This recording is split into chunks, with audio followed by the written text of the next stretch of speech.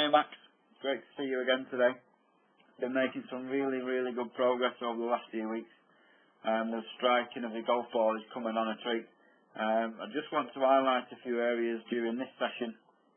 On the odd occasion when you did miss it one or two, down to that weight transfer, I've just popped a line up there in the middle of your chest just to highlight your swing centre.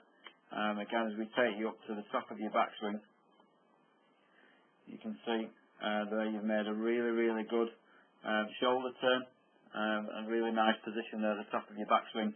However, from this position you really have to make a good effort and a good movement to that left hand side in order for you to transfer that weight fully over your left side, working towards your target or to the left of that centre line to get the downward strike onto the golf ball.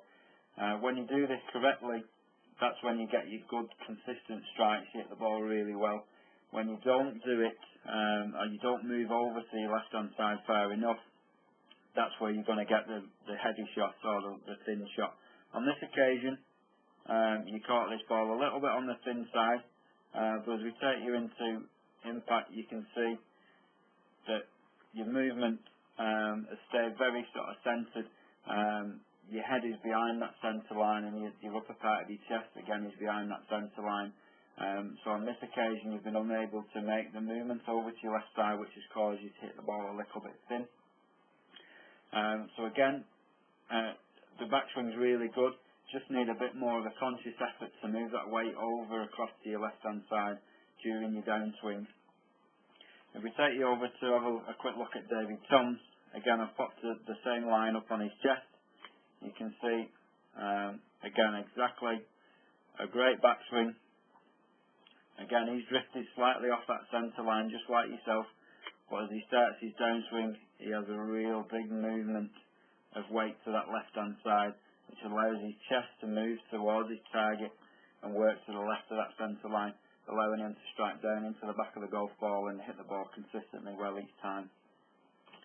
So again, if you just work on the same backswing, the same body turn, just need a bit more of an effort to move that weight over to your left hand side as you start your downswing, and you get those consistent strikes each time you play the shot. The other area that we discussed, you hit quite a few shots out to the right.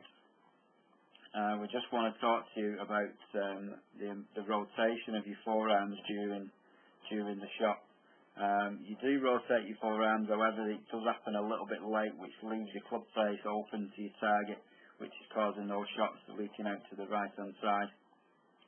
Again, if we look over on David Toms on the right, you can see as he's approaching impact, you can see as he starts to release the club, his forearms and his hands return back to the position where they started.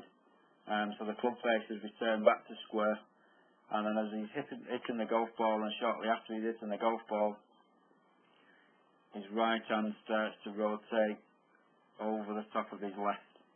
So they're coming into the golf ball as he's releasing the club, his forearms and his wrist start to rotate back to square and then continue to rotate early in his follow through.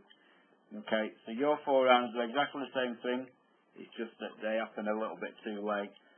So during the week, if you can work on the rotation of your forearms through impact, and also work on that movement to your left hand side for better weight transfer, will really improve the consistency of your strikes and the direction that you hit your golf ball.